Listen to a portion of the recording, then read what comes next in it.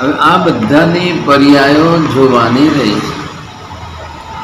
એ સામૂહિક સંજ્ઞા તરીકે બધી ભેગી કરીએ.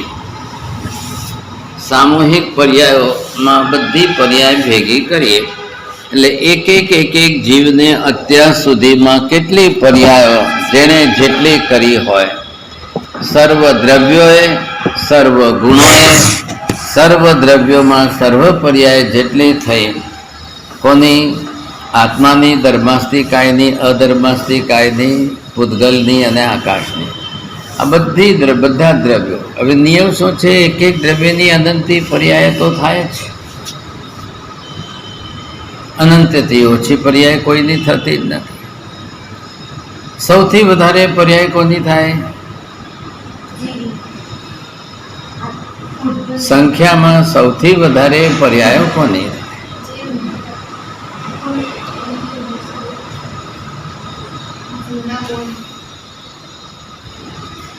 જીવની પર્યાયો થઈને કેટલી થશે? મોક્ષે જાય ત્યાં સુધી.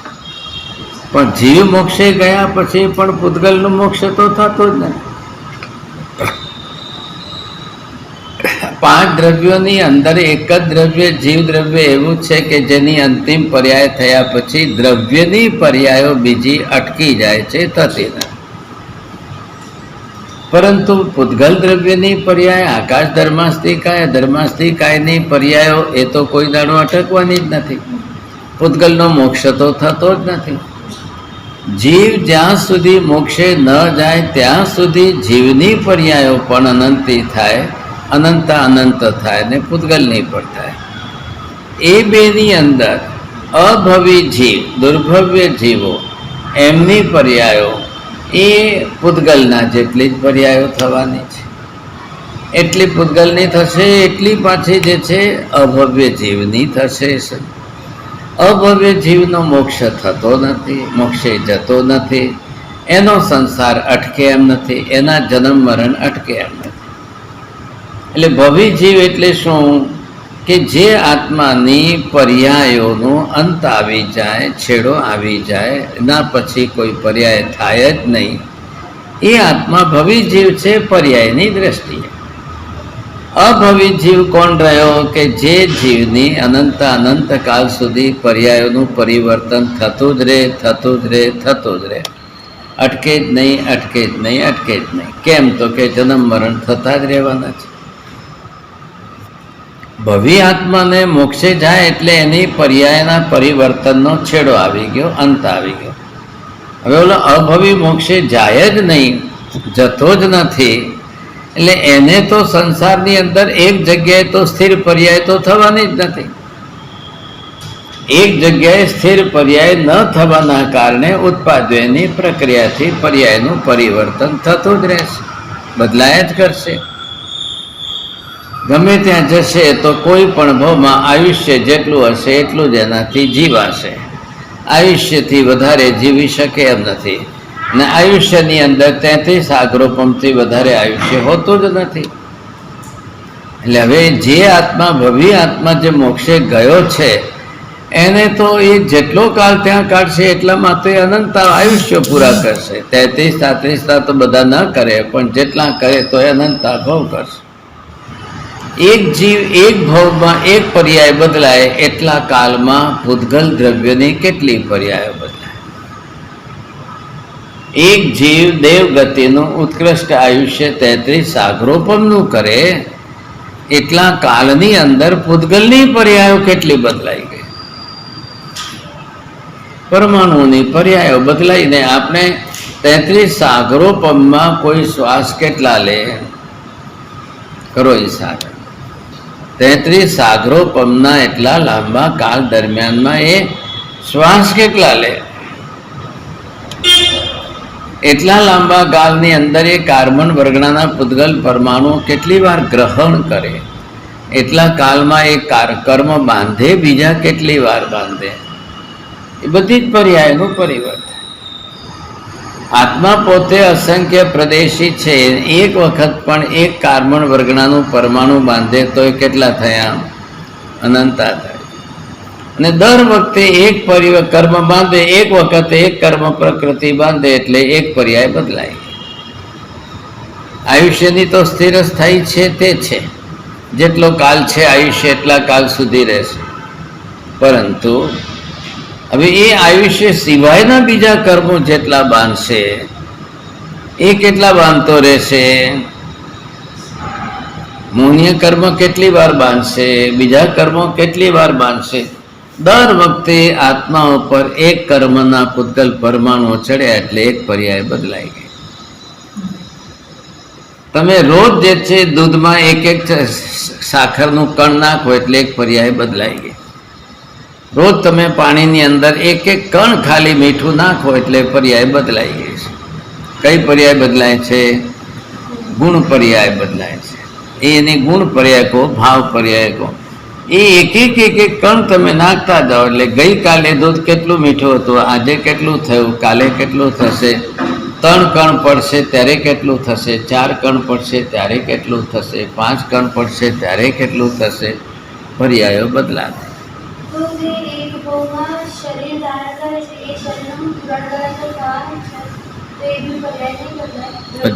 બદલાતી જ જશે.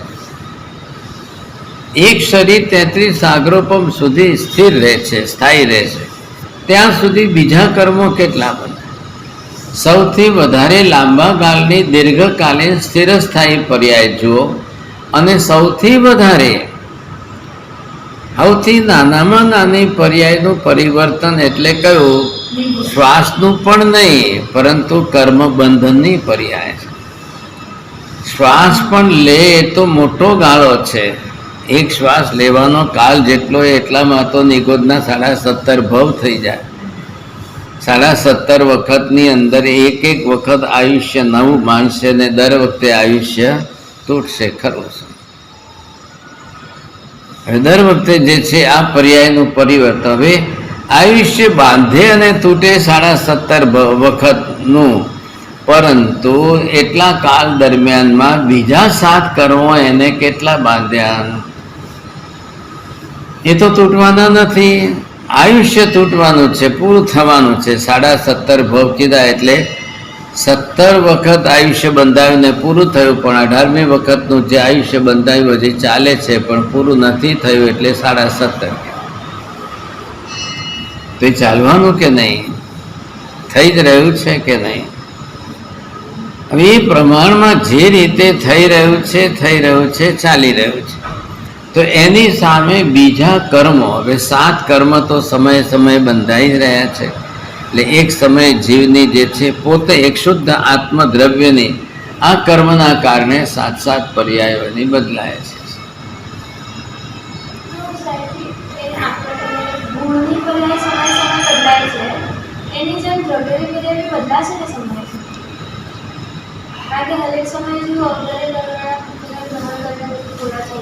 ફરી પાછી વાત ત્યાં જ આવીને દ્રવ્ય પર્યાય તો આત્માની થઈ, દ્રવ્ય મૂળ થયું કાયમ માટેનું. હવે દ્રવ્યની પર્યાય જે બદલાવાની, દ્રવ્યની પર્યાયમાં શું?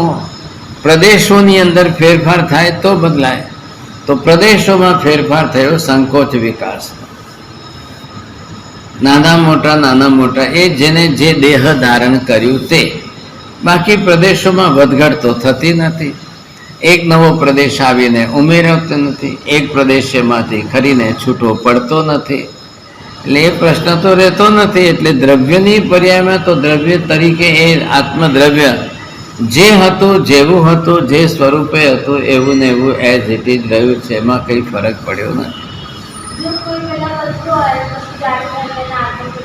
એટલે સંકોચ વિકાસનો થયું ને છેવટે તો. જાડો થયો તો વિકાસ થયો, પતલો થયો તો સંકોચ થયો. એટલે સંકોચ વિકાસ જન્ય પર્યાય જે છે એ દ્રવ્યની પર્યાય થઈ. ખ્યાલ આવ્યો? એ પર્યાય કેમ સંકોચ વિકાસ દ્રવ્યની થઈ? એ પ્રદેશગત ધર્મ છે. प्रदेशगत धर्म होवाना कारणे जे छे वो कुर्सी उधर ले, कुर्सी कोने में कर पहले, सब कोने में ले जाए एक तरफ. એટલે જે પ્રમાણે દ્રવ્યની પર્યાય સંકોચ વિકાસશીલ સ્વભાવ કોનો છે? દ્રવ્યનો છે. એ ગુણનો નથી. સંકોચ વિકાસશીલ એટલા માટે ગુણ નથી, પણ ધર્મ છે. હવે એ ધર્મ સામાન્ય ધર્મ પણ નથી, વિશિષ્ટ ધર્મ છે. આ વિશિષ્ટ ધર્મ હોવાના કારણે એ કોઈ જ્ઞાનમાં કે દર્શનમાં કે ચારિત્ર્યમાં નથી કે જ્ઞાન સંકોચાઈ જાય ને જ્ઞાન વધી જાય ને વિસ્તારાઈ જાય, દર્શન સંકોચાઈ જાય કે વિસ્તારાઈ જાય કે એની સાથે નથી સંબંધ. એ પ્રદેશોની સાથેનો જ સંબંધ છે. ઇલાસ્ટિસિટી રબરમાં જે છે એ લાલ રંગમાં નથી, એના મૂળ દ્રવ્યમાં છે. ખ્યાલ આવ્યો? એટલે રબર ઘટક જ એવા પ્રકારનું છે કે એની અંદર આ પર્યાયનું પરિવર્તન થતું જ રહેશે. એમ ઇલાસ્ટિસિટી જે છે એ કોનામાં છે? આત્માના પ્રદેશોમાં છે. એ પ્રદેશગત ધર્મ છે. હવે એ પ્રદેશગત ધર્મ હોવાના કારણે દ્રવ્ય સ્વરૂપે એનું પર્યાય પરિવર્તન થવાનું છે, થતું જ રહેવાનું છે. ખ્યાલ? હવે રહી વાત કોની? જ્ઞાન દર્શન આદિ ગુણમાં એવું પરિવર્તન સંકોચ વિકાસનું થાય છે કઈ નહીં. પણ જ્ઞાન દર્શનની અંદર જે આત્માનું જ્ઞાન જે છે એ વધે છે કે ઘટે છે? આત્માનું જ્ઞાન વધેલું અનંતું એક પ્રમાણમાં એક સરખું જ છે. સત્તાગત જ્ઞાન, એમાં કંઈ વધવાનું છે નહીં. માત્ર આવરણીય કર્મથી જેટલું કર્મનું આવરણ આવશે એટલું ઘટશે. એ જ કર્મનું આવરણ જેટલું તમારું ક્ષય પામ્યું, ક્ષયોપશમ થયું, એટલે તમને લાગ્યું કે જ્ઞાન વધ્યું. ખ્યાલ આવ્યો? જો સત્તાગત ભાષાને સમજીએ તો સત્તાગત ભાષા કેટલી છે? અનંતી છે. અનંતી કેમ? તો કે મૂળ સત્તાગત આત્માનું ગુણ તો અનંત જ છે. ક્યાં વધ્યું છે? વધ્યું ક્યારે કહેવાય? અનંતથી વધ્યું હોય તો સત્તાગત મૂળભૂત પ્રમાણ કેટલું છે? એમાં ક્યાં વધવાનું છે? દરિયામાં પાણી કેટલું છે? તો તમે જેને 2 બાલટી નાખી એમાં વધ્યું કે ઘટ્યું? શું થયું? પણ વાત અહીંયા છે કે આત્માનું જે જ્ઞાન અનંતો છે, હવે એ જ્ઞાનની અંદર શું વધવાનું છે? કંઈ નહીં, પણ આવરણીય કર્મોના આવરાથી ઘટવાનું છે. પણ હવે ગઈકાલની સરખામણીમાં કહીએ કે ભાઈ ગઈકાલે જેટલું બાંધ્યું હતું એમાંથી આજે ઓછું થયું એટલે કહેવાય કે ઘટ્યું. જ્ઞાનાવરણીય કર્મ એટલા પ્રમાણમાં, દર્શનાવરણીય કર્મ એટલા પ્રમાણમાં ઘટ્યું કે નહીં છે? તો જેટલું ઘટ્યું વધઘટ થઈ એટલો ક્ષયોપશમ એનો થયો, ને ક્ષયોપશમ થયો એટલે એનાથી એને જ્ઞાનનું પ્રમાણ વિસ્તર્યું. ખ્યાલ વધ્યું. અહીંયા જે છે જ્ઞાન ગુણની પર્યાય જે ત્રિકાલિક પર્યાય છે, સદાકાલીન શાશ્વત પર્યાય છે, એવી રીતે આ બધી પર્યાયો એના પ્રમાણમાં ત્રૈકાલિક નિત્ય ને શાશ્વત પર્યાયો. હવે રહી વાત કે ભાઈ એ પર્યાયો જે અંદર છે જેટલા પ્રમાણમાં છે એનું શું થાય? શું થાય? તો કે જે દ્રવ્યનું થવાનું છે એનું થવાનું છે, જે ગુણનું થવાનું છે એનું થવાનું, બીજું કંઈ થવાનું નથી. કપડું મેલું થયું, પર્યાય બદલાની. શું થયું? દ્રવ્યથી થયું કે ગુણથી થયું? ગુણથી થયું. દ્રવ્ય તો એના જે દોરાઓ જે રીતે વણાયેલા છે એવા ને એવા છે. તમે મેલું થયું તોય અને ધોવાઈને ચોખ્ખું થયું તોય એમાં કંઈ ફરક પડવાનું નથી. બંને સ્વરૂપે, બંને પર્યાયમાં દ્રવ્ય એઝ ઇટ ઇઝ જેવું છે એવું સરખું જ રહ્યું. માણસ તરીકે રહ્યો કે દેવ તરીકે થયો કે પશુ તરીકે થયો, દ્રવ્ય તરીકે આત્મા જે છે જેવો છે તેવો છે. પણ હવે ઓળખ પર્યાયથી થાય, વ્યવહાર પર્યાયથી થાય, નામ પર્યાયનું પડે. સમજ્યા કે નહીં? એટલે બધી જે કે બધો વ્યવહાર એનો પર્યાય થકી થશે. કોઈને પણ તમે એ આત્મા એમ બોલાવી ના શકો, પણ કાંતિભાઈ, શાંતિભાઈ, રમેશભાઈ, સુરેશભાઈ નામથી બોલાવી શકાશે. એ પર્યાય ધાકી વ્યવહાર થયો. પર્યાય નામનો વ્યવહાર જે છે એ જેને જે પર્યાય ધારણ કરી છે એમને થયો. કોને?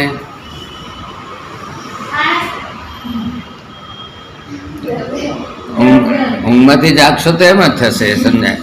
તો એ પર્યાયનું પરિવર્તન જે છે કોને થયું? હવે એ પર્યાયો જે છે સર્વ પર્યાયો, કોની વાત કરતા હતા આપણે? પૂતગલ દ્રવ્યની પર્યાય ને અભવી જીવની પર્યાય, બેની પર્યાયો થઈ અને બંનેની પર્યાયો સર્વ પર્યાય એટલે અનંત પર્યાય છે. જેની ભૂતકાળમાં પર્યાયો અનંતી છે, જેના ભવિષ્યમય પર્યાયો અનંતી જ રહેવાની છે, એવો આત્મા અનંતા કાલે પણ સિદ્ધ થઈ જ ના શકે, ક્યારેય ના થઈ શકે. જેની પર્યાયો અનંતી થઈ રહી છે અને જેની પર્યાયો અનંતી થવાની છે, એ દ્રવ્ય ક્યારે સિદ્ધ થઈ જ ના શકે, એ આત્મા ક્યારે સિદ્ધ થઈ જ ના શકે. થોડું કાનમાં કહો તો ખબર પડે, કહેશો તો ખ્યાલ આવશે. શું થયું? હવે જેને એટલે પૂતગલ દ્રવ્યને પણ એ જ લાગુ પડે છે. એને સિદ્ધ થવું એટલે શું? અંતિમ પર્યાય ના આવે છે. તમે વિવક્ષા કોની કરો છો, એ જેની વિવક્ષા કરો છો એના આધારે છે. ખ્યાલ આવે? એ કોપી દે તો નોટબુક इनको वो लास्ट में फर्स्ट बैठे.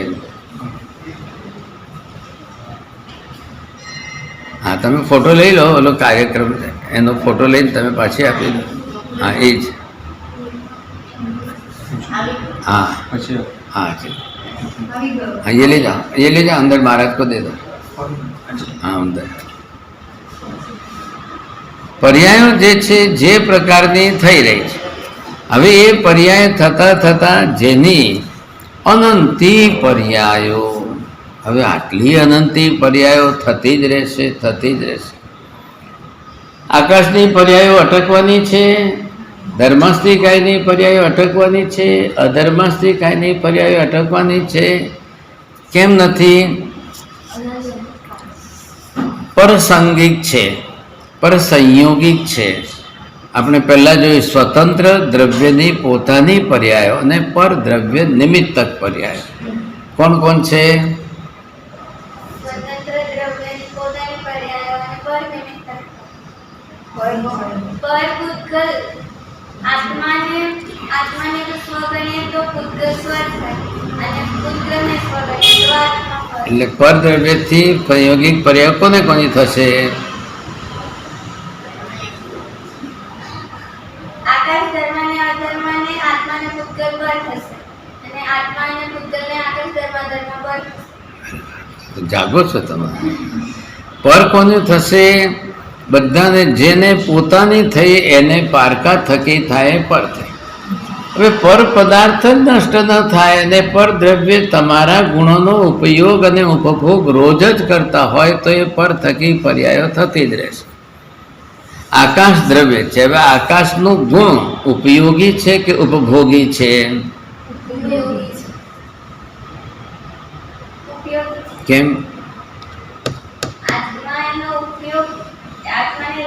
આત્મા એનો ઉપયોગ કરે છે કે ઉપભોગ કરે છે? નંબર 1, ઉપયોગની અંદર અને ઉપભોગની અંદર જે તફાવત છે, જેમાં વારંવાર ઉપભોગ કરતા સુખ દુઃખની વૃત્તિ થાય છે, એ લક્ષ્ય જેમાં રાખ્યું છે કે એની તો જીવ એક ઉપભોગ બુદ્ધિ કરે ક્યારે? સુખ બુદ્ધિ થાય છે, મને એમાં સુખ મળે છે એટલે એ વસ્તુનો ઉપભોગ જે છે વારંવાર કરે છે. ખ્યાલ આવ્યો? પણ ઉપયોગ કરવા પૂરતું કાર્ય નિમિત્તક હોય છે. જરૂરિયાત છે ને કામ કાઢવું છે ને કામ કરવું છે એટલા પૂરતો ઉપયોગ કરે. ખ્યાલ આવ્યો? તમે આવ્યા ને વસ્તુનો ઉપયોગ કર્યો, આ ટેબલ લીધું તમે, તમને ઉપયોગ થયો, હવે ઉપયોગ કરીને મૂકીને જતા રહ્યા. એમાં રાગ બુદ્ધિ ન રાખો, સુખ ભોગ બુદ્ધિ ન રાખો તો ઉપભોગ ના થાય. હવે ઉપભોગ ન થાય તો એ વસ્તુની મર્યાદા આવી જાય છે. ઉપયોગ બુદ્ધિ જેમાં રાખી છે તો હવે આકાશના પદાર્થનો એના ગુણનો ઉપયોગ જીવ કરે, એમાં એને સુખ દુઃખ કંઈ નથી.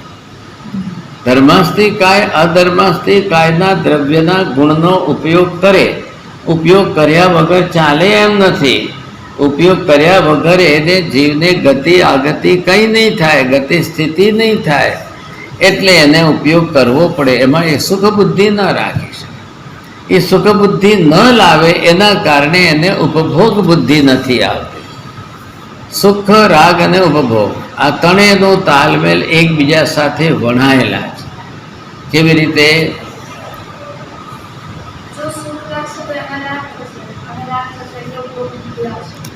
સુખ બુદ્ધિ તમે પહેલા કરી કે રાગ બુદ્ધિ કરી? પહેલા શું કર્યું? પદાર્થમાં સુખ બુદ્ધિ જાગી. આ વસ્તુ થકી મને સુખ, આ વસ્તુ થકી મને સુખ, એટલે તરત જ જે છે એનો રાગ વધે. રાગ વધ્યો એટલે વસ્તુનો ઉપયોગ વારંવાર કરવાની વૃત્તિ જાગી. એટલે હવે વારંવાર કરવું છે ને એક જગ્યાએ રાખી મૂકવું છે. ખ્યાલ આવ્યો? એક ભાઈને મુખવાસ ચખાડ્યો ને ચાખ્યો ને પછી ખાતા ખાતા કીધું કે આખું પડીકું આપી દો, હું ખાઉં. એટલે ખાતા ગયા. હવે એમને કીધું કે ભાઈ તમે એક કામ કરો, હવે પાણી પીને મોઢું ચોખ્ખું કરી લો. તો કે ના, હમણાં નહીં કરવું. એ જ્યાં સુધી મોઢામાં રહેશે એનો ટેસ્ટ આવ્યા કરશે, એનો ટેસ્ટ રહ્યા કરશે. હવે એમને પાણી આપો. શું એટલે શું કરવું? હવે એ ઉપભોગ બુદ્ધિ થઈ, સમજ્યા કે નહીં? સુખ બુદ્ધિ આવી ને, એટલે ભાઈ પણ તમે આ મોઢું બગડશે, એઠું મોઢું છે, તમે ભણવા નહીં બેસી શકો, કરી નહીં શકો, રાખી નહીં શકો. नहीं तो मेरे को नहीं पढ़ना है, अभी नहीं बोलूँगा, अभी नहीं पढ़ूँगा. वो मैंने खाया है ना, तो वो इतना टेस्ट लगता है, इतना अच्छा लगता है, उसकी सुगंध भी अच्छी आती है, रस का स्वाद भी अच्छा आता है. तो जब तक है वहाँ तक तो एक नानकड़ी वस्तु थई अने एमां अने उपभोग बुद्धि करी लीधी અને એ ઉપભોગ બુદ્ધિ છેક 2-4 કલાક સુધી રાખે. પછી એને થયું કે નહીં, ये किधर मिलता है, ये किधर मिलता है, कौन बनाता है, कहाँ से लाते हो, क्या करते हो. એ ભાઈ પહોંચી ગયા ને ત્યાંથી લઈને પછી તો 24 કલાક. હવે તો રાત હોય કે દિવસ હોય, રાત હોય કે દિવસ હોય. પછી તો ટેવ પડી ગઈ. એટલે હવે રાતના કે ખાવ તો જ ઊંઘ આવે, કે મોઢામાં હોય તો જ ઊંઘ આવે, કે એટલે એ બધી જે છે આસક્તિ છે. હવે એ આસક્તિ વધે એટલે ઉપભોગની વૃત્તિ વધી. એવી ચીજો રહીને રાગ વધારે ને જીવો જે છે ટેવમાં મૂકી દે ને આદતમાં લાવીને ગોઠવી દે. જે આદતની સાથે આવીને ગોઠવાઈ જાય એ વ્યસન થઈ જાય છે. હવે શું કરો? વ્યસન થઈ ગઈ વસ્તુ અને એવી ગોઠવાઈ ગઈ કે હવે એમાંથી કંઈ બદલાય નહીં, છૂટે નહીં. એટલે લોકોને રોજની સુખ બુદ્ધિ, એમાં રોજની સુખ બુદ્ધિ. જેમ વ્યસનવાલાએ વ્યસન બનાવ્યું તો કે હવે એના વગર ન ચાલે, એમ એની વ્યસન બુદ્ધિ વધી ગઈ. સમજાય ગઈ? વ્યસન એટલે એક માનસિક વ્યસન છે, આદત તો શારીરિક પણ હોય છે. હવે એક વસ્તુમાંથી જે ઉપભોગ બુદ્ધિ બનાવી અને રાગાદી ભાવની તીવ્રતા આવી, ન મળે તો દ્વેષ થાય, ન મળે તો ક્રોધ જાગે, ન મળે તો એને ન સંતોષાય, મન ન સંતોષાય તો એને જે છે. એટલે હવે આ દર વખતે એના રાગદ્વેષ અને ક્લેશ કસાય વધવાના. દર વખતે જે રાગદ્વેષ અને ક્લેશ કસાય વધે એટલે આ ક્લેશ કસાયો વારંવાર એને કર્મ બંધાવે. હવે જીવને પણ કર્મ બાંધવાની ટેવ પડી ગઈ કે નહીં? હવે એ ટેવ પડી એટલે એ ક્યાં સુધી ચાલશે? અવર અનાદિની ચાલ નિત નિત તજીએ રે. અવર અનાદિની ચાલ. ભાઈ જીવને કહેવાય છે કે આ તો તારી અનાદિની ચાલ છે. શેની? કર્મ બાંધવાની. કાર્મણ વર્ગણાના પૂતગલ ગ્રહણ કરવા, આત્મા પ્રદેશો સાથે બાંધવા, બાંધીને ફરી પાછી છોડવા. આ તો એનો કોઈ હિસાબ વગર છે. જે ચાલે છે ચાલ્યા જ કરે છે, જે ચાલે છે ચાલ્યા. હવે જીવ એમાં પાપમાં પાપ બુદ્ધિ નથી કરતો. મૂળ વાત ત્યાં છે. કોણ નથી કરવા દેતો? મિથ્યાત્વ જે છે. 18 પાપ સ્થાન છે. એ પાપ પ્રવૃત્તિ છે અને એમાં જ પાપની પરિણતિ પણ છે. પણ છતાંય અંદરથી મિથ્યાત્વ પાપને પાપ માનવા નથી દેતું અને ઊંધું કરીને પાપ પ્રવૃત્તિમાં સુખ બુદ્ધિ કરી. હવે પાપમાં સુખ બુદ્ધિ કરી દીધી એટલે વારંવાર કરતો. હવે જો વારંવાર કરતો રહે તો એ પણ એક જીવની પાપ કરવાની માનસિક આદત બની ગઈ. હવે માનસિક આદત બની જાય એટલે પાપની પ્રવૃત્તિ ફરી એ જીવને વારંવાર થયા જ કરતો જ રહે. એ એને છોડવા તૈયાર ન થાય. એટલે આ સંસ્કારમાં આવી જે કર્મ સંજોગો છે, કર્મના સંજોગો જે નિમિત્તના છે. હવે જીવોની પરિણતિ જે પ્રકારની થતી ગઈ બનતી ગઈ, કોની પર્યાય બદલાશે? હવે આપણે એ પણ જોઈ ગયું, સિદ્ધની અંતિમ પર્યાય દ્રવ્યથી. સિદ્ધની દ્રવ્યથી અંતિમ પર્યાય થઈ ગયા પછી પણ ગુણોથી એની પર્યાયનું પરિવર્તન થતું રહેશે. કેવી રીતે?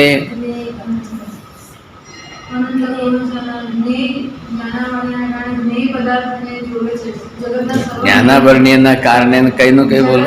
જ્ઞાન દ્વારા જગતના સર્વ પદાર્થોને એ જોવે છે.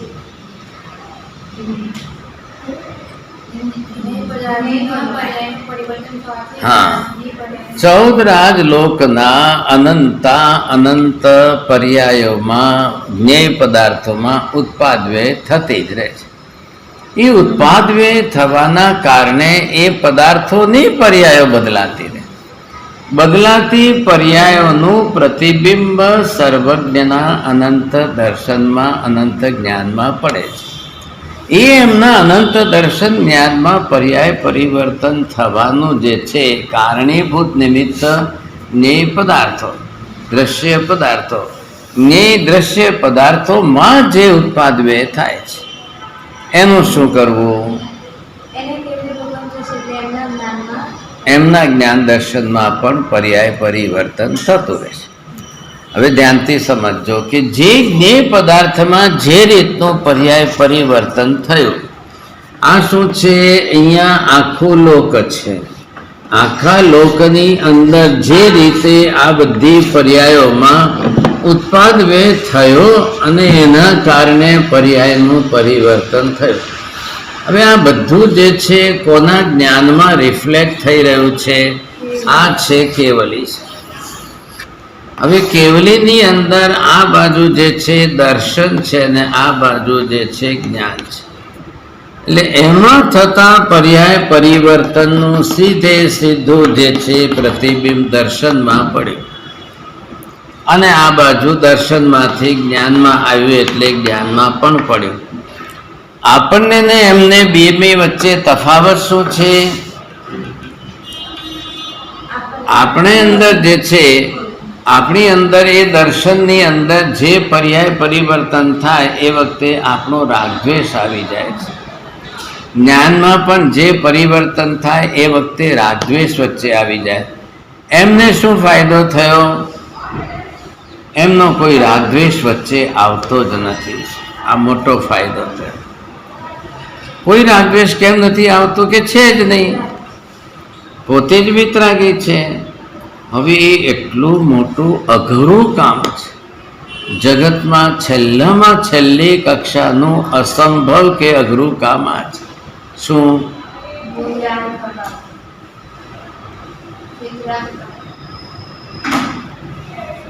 જ્ઞેય દ્રશ્ય પદાર્થોમાં પર્યાયોનું પરિવર્તન અનંતિવાર થવા છતાં પણ કેવલીના જ્ઞાન દર્શનમાં સહેજ પણ રાગદ્વેષ ન થાય અને કરવા જ નથી. એ કામ અઘરામાં અઘરું છે. ખ્યાલ આવ્યો? અહીંયા આપણે કહીએ કે ભાઈ નટી નિર્વસ્ત્ર થઈને નૃત્ય કરતી હોય કોષા વેશ્યા, અને છતાં તમે કહો કે ભાઈ સ્થૂલીભદ્રમાં એના આત્માના ભાવ પરિણામોમાં પણ કોઈ પર્યાય પરિવર્તન ન થાય, એ સંભવ છે. પણ સ્થૂલીભદ્રે કરીને દેખાડ્યું. અધ્યવસાયોની વિશુદ્ધિ ટકી, ભાવ પરિણામોની શુદ્ધિ ટકી રહી અને સહેજ પણ પર્યાય પરિવર્તન ન કર્યા. એટલે શું થયું? આ તો સ્થૂલીભદ્ર તો સશરીરી સકર્મી હતા, અને જે આત્મા અકર્મી છે, શું સિદ્ધની વાત જુદી થઈ ગઈ, પણ જે હજી સુધી સંસારમાં સશરીરી છે છતાં સિદ્ધ છે. અર્ધા સિદ્ધ એટલે કેવલ જ્ઞાન દેવલ દર્શન હરિયંતાજી. સમજાય છે વાત? 10 લાખ કેવલીઓ અત્યારે સશરીરી છે. શરીર છે, અંગ ઉપાંગ બધા છે, અને સંસારની અંદર રોજ રાગદ્વેષની ઘટનાઓ ઘટી રહી છે, સતત ઘટે છે, નિરંતર થાય છે. સંસાર એનું જ નામ છે. હવે એટલી રાગદ્વેષની ઘટનાઓ ઘટે છે અને એમને કોઈ એમના જ્ઞાન દર્શનમાં પ્રતિબિંબિત થાય છે ને એમને કોઈ પર્યાયમાં પરિવર્તન નથી થતું. બીજી બાજુ આપણી વાત કરીએ કે આપણો જીવ પણ સંસારમાં છે અને આ પ્રતિબિંબો જેટલા અંશે જેના આપણા પર્યાયમાં આવે ઉત્પાદવે તો થઈ જ રહી છે. એટલે જ્ઞેય દર્શનના પર્યાય પરિવર્તન તો અનંતું થઈ રહ્યું છે. આપણા જ્ઞાન દર્શનમાં બધું જ નથી આવતું. એ સારું કે ખોટું? કેમ?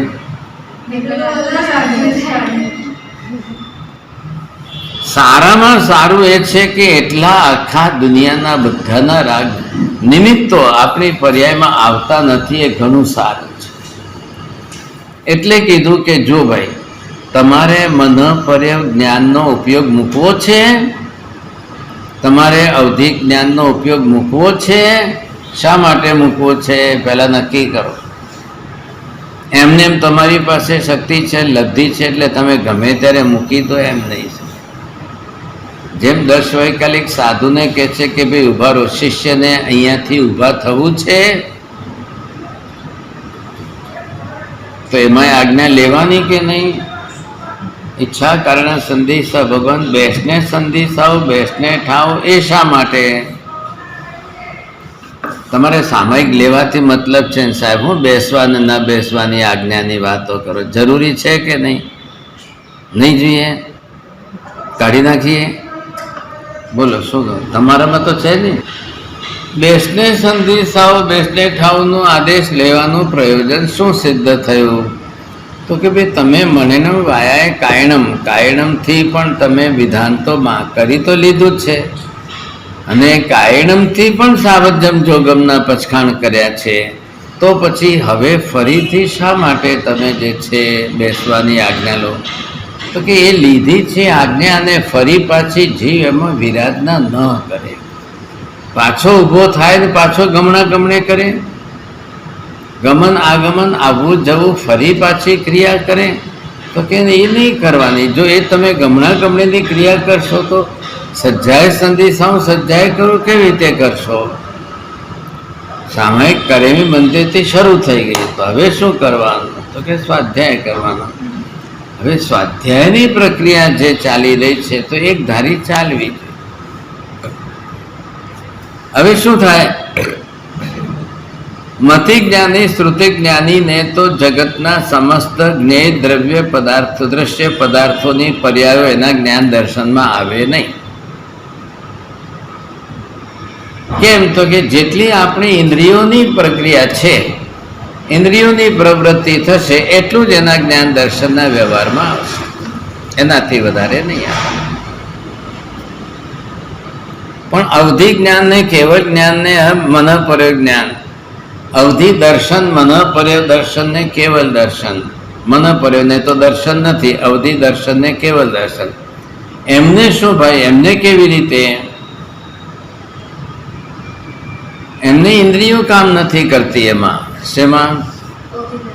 અવધિ જ્ઞાનમાં કેવલ જ્ઞાન દર્શનમાં ઇન્દ્રિયો કામ નથી કરતી. એમાં જે છે અતિન્દ્રિય એટલે સીધો આત્મા જ એમાં વચ્ચે કાર્ય કરે છે વગર ઇન્દ્રિયોથી. કારણ ઇન્દ્રિયોની મર્યાદા છે કે આટલામાં જ જોઈએ, એ સિવાયનું નહીં. તો એ સિવાયનો વિસ્તાર તો ઘણો છે ને. એ સિવાયનો વિસ્તાર આટલો બધો છે તો એટલા બધાની અંદર આ ઇન્દ્રિયો પહોંચી ન વળે, ઇન્દ્રિયો ના જઈ શકે. હવે અવધિ જ્ઞાન ને દર્શન જેવું ખોલે એટલે બધું એક સાથે ધડધડ દેખાય છે. કેવલ દર્શન કેવલ જ્ઞાન જેવું થયું આખા જગતનું બધું ધડધડ એક સાથે દેખાય. જોવાનું આટલા આંતરા અવધિ, અવધિ ક્ષેત્રાવધિ કે કાલાવધિ. અવધિ એટલે લિમિટ, પહેલા દેવલોક સુધી કે બીજા દેવલોક સુધી, આટલા દ્વીપ સમુદ્રો સુધી કે અસંખ્ય દ્વીપ સમુદ્રો સુધી. એ તમારું ક્ષેત્ર કેટલું રહેવાનું છે એટલા ક્ષેત્ર સુધીનું જો તમને દેખાય તો અવધિ દર્શન, એટલા ક્ષેત્ર સુધીનું તમને જણાય તો અવધિ જ્ઞાન. તો એટલી લાંબી ક્ષેત્રાવધિ સુધીનું જુએ તો એ કેવી રીતે, એટલો લાંબે સુધી પહોંચે કઈ રીતે? પણ જેવું જુએ એટલે અહીંથી ત્યાં સુધી અમદાવાદ સુધીનું બધું વચ્ચે દેખાઈ જશે. બાઉન્ડ્રી ક્યાં સુધીની આવી છેલ્લી અમદાવાદની, તો અમદાવાદ સુધીની બાઉન્ડ્રીમાં બધું જ ભેગું આવી જશે. હવે શું કરશો? બધું જોવું છે તમારે? બધું જોવા બેઠા છો કે 300 પાનાની ચોપડીમાંથી 130મું જ પાનું ઉઘાડીને વાંચવું છે? એ મુદ્દો તમને શેમાં મળે એમ છે? એમાં મતિ જ્ઞાનનો ઉપયોગ હતો એટલે તમે 130મું પાનું સીધું જ ખોલો. ઓલામાં અવધિ જ્ઞાન અવધિ દર્શનમાં તો સીધું તમને અહીંથી અમદાવાદ સુધીનું બધું જ ભેગું આવી ગયું, બધું ભેગું આવી ગયું. હવે શું કરશો? બધું જ ભેગું આવી જશે તો શું કરશો? એટલે એવું કરવું નથી. ખ્યાલ આવ્યો? હવે એ ઉપયોગ ક્યાં મૂકે, કેટલો મૂકે એ સમજાય કે નહીં? એમાં તમે જેમ તમે આ લોકેશન ખોલ્યું એટલે બધું આવી ગયું. તમારે કેટલું જોઈએ છે, તમારે કયા એરિયાનું કેટલું લોકેશન જોઈએ છે એટલું તમે આપો માંગો, સમજાય? એટલે કામ થઈ ગયું. એમાં બધાની સાથેનો જે છે વિસ્તાર વધી જશે. અને આટલો લાંબો જો વિસ્તાર વધી જાય તો એટલા લાંબા વિસ્તાર સુધીના અંતરની અંદર તમારો ઉપયોગ ભાવ ત્યાં સુધી રહેશે ખરો? એવો ઉપયોગ ભાવ ત્યાં સુધીનો બનશે કે નહીં બને? તો કેટલા રાગ દ્વેષો થશે? મારું કેવું સમજાય છે? એ તો મતિ જ્ઞાની શ્રુતક જ્ઞાનીને કેટલા કર્મ બંધાય, અવધિ જ્ઞાની મનઃપર્ય જ્ઞાનીને કેટલા કર્મ બંધાય. મતિ જ્ઞાની શ્રુતક જ્ઞાનીનો એરિયા લિમિટેડ આટલો જ છે. એમાં થતા નિમિત્તો જેટલા ઇન્દ્રિયથી ગ્રાહ્ય થશે એટલાના જ રાગદ્વેષો થશે ને કર્મ બંધાશે. ત્યારે અવધિ જ્ઞાની મનઃપર્ય જ્ઞાનીનો તો વિસ્તાર કેટલો વધી ગયો, ક્ષેત્ર કેટલું વધી ગયું. એ ક્ષેત્રમાં આવતા સર્વ પદાર્થો આવ્યા એટલે ભાઈ એ તો પોતે રાગી દ્વેષી છે એટલે એને તો બીજા બધાની સાથે રાગદ્વેષ વધવાના નિમિત્તો વધી ગયું. એ બહુ મોટું અઘરું કામ થઈ ગયું. હવે રાગદ્વેષ રોકી શકશે કે કેમ? દેવલોકના દેવતાઓ છે, ત્યાં જન્મજાત ફેસિલિટી છે અવધિ જ્ઞાન અવધિ દર્શનની. એટલે એમને રાગદ્વેષો વધ્યા કે ઘટ્યા? કેટલાની હાથે રાગદ્વેષ કરે? એટલે ઉપયોગ વગરનો ટાઈમ વધારે કે ઉપયોગ વાળો ટાઈમ વધારે? ઉપયોગ વાળો ટાઈમ વધારે કે ઉપયોગ વગરનો ટાઈમ વધારે? એમ તો થવાનું જ ને. દેખીએ બીજી બાજુ, હા, ને બીજી બાજુ ત્યાં પ્રવૃત્તિ નથી. અહીંયા જેટલા લોકોને પ્રવૃત્તિ નથી એમને તો મોબાઈલનો ઉપયોગ આખો દિવસ થાય, કામ જ નથી, કઈ પ્રવૃત્તિ જ નથી, કોઈ જવાબદારી જ નથી. એટલે એ તો લઈને બેસી જાય, હાલો જે આવતું હોય જોયા કરો, જે આવતું હોય જોયા જ કરો.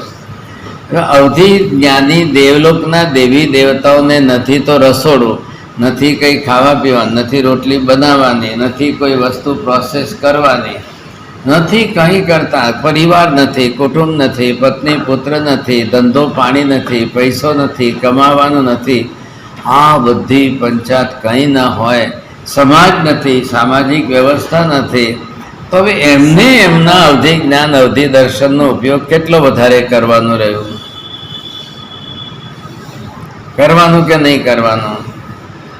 કરે શું મને કહો? હાલો, દેવગતિની અંદર દેવલોકમાં પણ દેવી દેવતાઓમાં સમ્યક દ્રષ્ટિ વધારે કે મિથ્યા દ્રષ્ટિ વધારે? અવધિ જ્ઞાન અવધિ દર્શન તો જન્મજાત ફેસિલિટી છે, એની હાથે સંબંધ નથી. અવધિ જ્ઞાનીઓ પણ મિથ્યાત્વી તો ગણાય છે, સમ્યક દ્રષ્ટિઓ બહુ થોડા જ છે. સમ્યક દ્રષ્ટિનીઓનું પ્રમાણ જ કેટલું છે? તો કેટલાને સ્વાધ્યાયનું મન થઈ જશે? કેટલાને એમ થશે કે હાલો સિબંદર સ્વામીની દેશના સાંભળીએ? કેટલાને શું થશે? એ કોને થવાની છે? ગતાગમ જ કોને પડે છે? સમજાય કે નહીં? એટલે મોટા ભાગના જે છે, જે જોવાને જાણવા મળે છે એમાં જ રાજી છે. સમજાય? પોતાની પૂતગલ જ છે ને અવધિ જ્ઞાનીને. પણ જ્યારે તમારે બીજાના મનના વિચારો જાણવા હોય તરત જ, તો તમારે એ વખતે લાઈવ જે છે એના મનના વિચારો શું ચાલી રહ્યા છે ત્યારે મનોપર જ્ઞાન જોઈએ છે. હા, અવધિ જ્ઞાની જે છે એ પૂતગલ પરમાણુઓને જાણે, પૂતગલોને જાણે, પણ એની વિશેષતાને કેટલું જાણે? એની વિશેષતામાં એને ડિકોડ કરવું હોય તો ભાઈ એની અંદર એને શું વિચાર્યું? હા, એ અઘરું કામ થઈ જાય.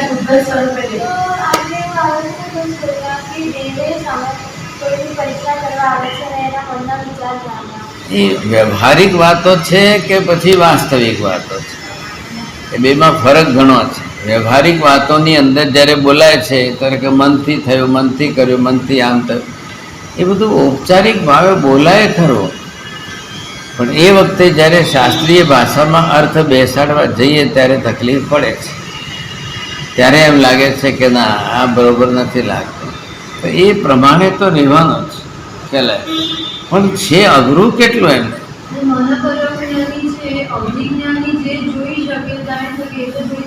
ये तो पहले आ गए ना. चौथे ज्ञान के अंदर तीसरा ज्ञान मर्ज हो जाता है, तीसरे ज्ञान में चौथा मर्ज नहीं होता है, पांचवें ज्ञान में पहले दूसरे तीसरे चौथे सब मर्ज हो जाएंगे. एम विस्तार वधी जाए छे. एक ज फक्त जे छे એ કેવલ જ્ઞાની એક જ જે છે સારા છે કે જેમને હવે વિતરાગી થયા પછી જ્ઞાન થયું છે. બીજા જ્ઞાનો બધા એવા છે કે રાગદ્વેષ સહિતના જ્ઞાન દર્શનો છે. એટલે એની પર્યાયો કેટલી બદલાઈ જશે અને એની દરેક પર્યાયમાં રાગદ્વેષ સાથે આવશે. એટલે અવધિ જ્ઞાન તો છે મિથ્યાત્વીને પણ થઈ જાય છે ને. એટલે દેવી દેવતા તો મિથ્યાત્વીઓ પણ ઘણા છે ને, એમને થઈ ગયું તો શું કરશો? એમને થઈ ગયું અવધિ જ્ઞાન, એટલે એ તો મિથ્યાત્વી જીવો છે. તો અવધિ જ્ઞાનનો સારો સદુપયોગ કરશે કે ખોટો સદુપયોગ દુરુપયોગ કરશે? બંને વસ્તુઓ છે, કંઈ કહેવાય નહીં. ખ્યાલ આવ્યો? એમ અહીંયા જે પ્રકારનું થયું છે જેવા જેવો, એટલે મતિ જ્ઞાન વર્ણનીય કર્મ, શ્રુત જ્ઞાન વર્ણનીય કર્મ, મતિ જ્ઞાન શ્રુત જ્ઞાનવાળા જીવો જેટલું કર્મ ન બાંધે એનાથી 1000 ગણું કર્મ બાંધવાનું નિમિત્ત અવધિ જ્ઞાની માટે વધી જાય. કેવલીને અનંતું જાણે જુએ છતાંય વિતરાગી હોવાથી રાગદ્વેષ ના થાય.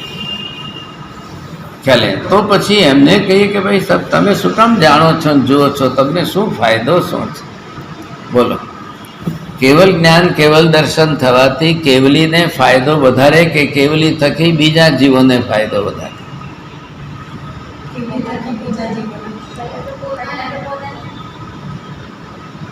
પોતાને શું, એમને શું ફાયદો? પોતાને શું ફાયદો? હા, વિતરાગ દશા પ્રાપ્ત થયા પછી જો પહેલા સમજી ગયા ને કે વિતરાગીને જ કેવલ જ્ઞાન કેવલ દર્શન થાય, એ એનો પ્લસ પોઈન્ટ છે કે હવે બીજા કર્મ નહીં બંધાય. પણ બીજા ચારે જ્ઞાન તો રાગદ્વેષ વાલાને જ, વિતરાગીને નથી. રાગદ્વેષ વાલા હોય એટલે એમના માટે પણ પ્રતિબંધ છે. તમારે શું પ્રયોજન છે ભાઈ? બીજાના મનના વિચારો જાણવાનું પ્રયોજન શું? પહેલાં એ નક્કી કરો. છે તમારે કામ, છે તમારે જરૂરિયાત, તો પછી ઉપયોગ કરો મને પ્રયોજનનો, નહીં તો નહીં કરો. હોવા છતાંય ઉપયોગ નહીં કરવાનો. છે એ વાત તમારી સાચી. તમે ક્ષયોપશમ કર્યું છે અને મને તમને જ્ઞાન મળી ગયું છે, પણ હવે એ મનોપર જ્ઞાનનો ઉપયોગ તો એટલો જ છે. સંઘની પંચેન્દ્રિય જીવો અઢીદ્વીપમાં જે છે એમના મનોગત વિચારો જાણો. હવે સંઘની જીવો તો બધા રાગી દ્વેષી છે, તો એટલા બધા રાગી દ્વેષીના વિચારો જાણીને તમને શું ફાયદો થશે? એમના તો વિચારોમાં રાગદ્વેષ છે ને, તો એટલા રાગદ્વેષ વાળા વિચારો જાણીને તમને શું ફાયદો થયો? આ મોટો પ્રશ્ન છે. એના રાગદ્વેષના વિચારો છે, રાગી દ્વેષીના નિમિત્તો વાળા વિચારો છે.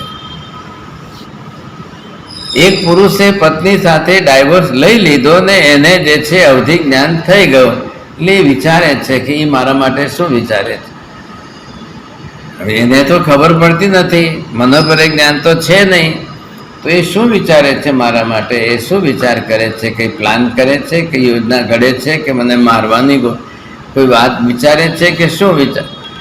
એટલે એને મનોપરે જ્ઞાની માસે જઈને પૂછ્યું કે સાહેબ એ મારા માટે શું વિચારે, શું યોજના ઘડે છે મને મારવાની કે આમ કે તેમ કે સમજાય કે. એટલે મનોપરે જ્ઞાની હતા, એમને કીધું ભાઈ જો સારું વિચારે તો તારે સારું કરવું. તો કે હા સાહેબ, તને પહેલાં પૂછી લઉં છું, બોલ એ જો દીક્ષા લેવાનો વિચાર કરે તો તારે દીક્ષા લઈ લેવી. તો કે હા સાહેબ. તો તરત એમને ઉપયોગ મૂક્યો ને યોગાનું યોગ જણાઈ ગયું કે બેન પોતે વિચાર કરે છૂટાછેડા લઈ લીધા, મારે કંઈ બીજા લગ્ન કરવા નથી, શું સંસાર વધારે ફાયદો, હું તો દીક્ષા લઈ, મારે તો સંયમી થઈ જવું દીક્ષા લઈ. એટલે જેવો એને વિચાર કર્યો એટલે મનોપરે જ્ઞાનીએ ભાઈને કીધું જો ભાઈ આ દેખાઈ રહ્યું છે, પણ સાહેબ હું તમારા ઉપર કેવી રીતે વિશ્વાસ મૂકું. એટલે એ વિચાર કરીને જે છે એ ભાઈ કીધું કે મને વિશ્વાસ ના આવે તો જઈને અત્યારે જઈને પૂછ, કાં તું એને લઈ આવ, કાં મારી સામે બેસીને પૂછ, કાં હું એને પૂછું સામે સમજાય. એટલે એ ભાઈ પોતે જઈને લઈ આવ્યા ને કીધું કે આ ગુરુ મહારાજ સામે બેઠા છે, બોલ ભાઈ શું વિચાર. તો કે ભાઈ હું તો વિકંટાળી ગયો છું, હવે મારે કંઈ તમે ફરી આવો તો મારે તમારી સાથે રહેવું નથી અને બીજાની સાથે જવું નથી, એના કરતાં હું દીક્ષા લઈ લઉં, મારો સંસાર ઓછો કરું. તો કે સારું, તારો નિર્ણય હોય તો હું પણ આ નિર્ણય કરું છું, મારે કંઈ નથી કરવું. તો કે હાલો 2 જણા દીક્ષા લઈ લો. મનોપરે જ્ઞાનીને આ ફાયદો થયો, પણ હવે સામે બીજી હોત એવી તો કોઈ વિચાર કરે કે મારે તો ફરી લગ્ન કરવા છે તો શું થાય. સંસાર તો એ જ છે ને. તમે શું ફાયદો કરીને આવ્યા હતા દેવલોકમાં જઈને આવ્યા ત્યારે, ત્યાં ગયા હતા, ત્યાં તમને અવધિ જ્ઞાન અવધિ દર્શન થયું હતું ત્યારે શું ફાયદો થયો. એ ફાયદો ઘણો છે, પણ સામે રાગદ્વેષનું નિમિત્ત વિચારો. એટલે રાગદ્વેષની પર્યાયો જેટલી વધશે એટલા કર્મના પર્યાયો વધશે કે નહીં વધે. જેટલી રાગદ્વેષની પર્યાયો કોના કારણે, જ્ઞેય દ્રશ્ય પદાર્થોના કારણે. હવે એટલા જ્ઞેય દ્રશ્ય પદાર્થોના કારણે તમે રાગદ્વેષ આટલું વધાર્યું ને એટલા કર્મ બાંધ્યા ને એટલા ભવ વધ્યા. ભવની પર્યાયો વધી, કર્મની પર્યાય વધી, રાગદ્વેષની પર્યાય વધી. આ બાજુ તમે જે ઉપયોગ મૂકીને જ્ઞાન દર્શનને પર્યાય જોઈને જાણી એનાથી આટલી પર્યાયો વધી. શું ફાયદો થયો. એટલે અવધિ જ્ઞાની કે કેવલ જ્ઞાન, મનોપરે જ્ઞાની કે બે એમને એટલે જેટલું વધારવું કે કરવું એ જેટલું ઉચિત નથી. એના કરતાં વિતરાગ ભાવે રાગદ્વેષ વગર જીવવું ને રહેવું એ કામ. સૌથી પહેલી અગત્યતા એને તમે ધ્યાનમાં લો તો કામ, નહીતર પછી શું થશે એ કોઈ વિચારતો નથી, કોઈને ખ્યાલ આવતોય નથી. બંને વાત જો વિચાર આવી જાય, હવે તમે ફરી જશો ત્યારે અવધિ જ્ઞાન નહીં મેળવતા. દેવલોકમાં જાઓ તો કહેજો કે ભાઈ મારે અવધિ જ્ઞાન નથી જોઈતું, તો દેવ થજો, નહીતર પછી આના રાગદ્વેષો ફરી આવશે. આના જ રાગદ્વેષો, એના જ રાગદ્વેષો આવી ગયા તો શું. કારણ દેવગતિમાં રાગદ્વેષો તો તીવ્ર છે.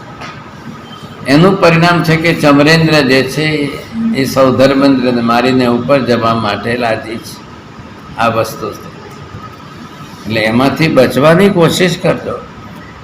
આ બાજુ અને આ બાજુ જેટલી જ્ઞાન કે જ્ઞેય દ્રશ્ય પદાર્થોની જેટલી પર્યાયો જે રીતે બદલાઈને કેવલીમાં આવે, એમને હારામાં સારું છે કે કોઈ રાગદ્વેષ નથી એટલે થવાનું એ નથી. પણ બીજા જીવોની અંદર રાગદ્વેષની માત્રા વધવાથી અનર્થ થવાની સંભાવના ઘણી વધારે રહેશે. એટલે પર્યાયો કોની બદલાશે બપોરે થોડું વધારે નક્કી કરીને આવજો.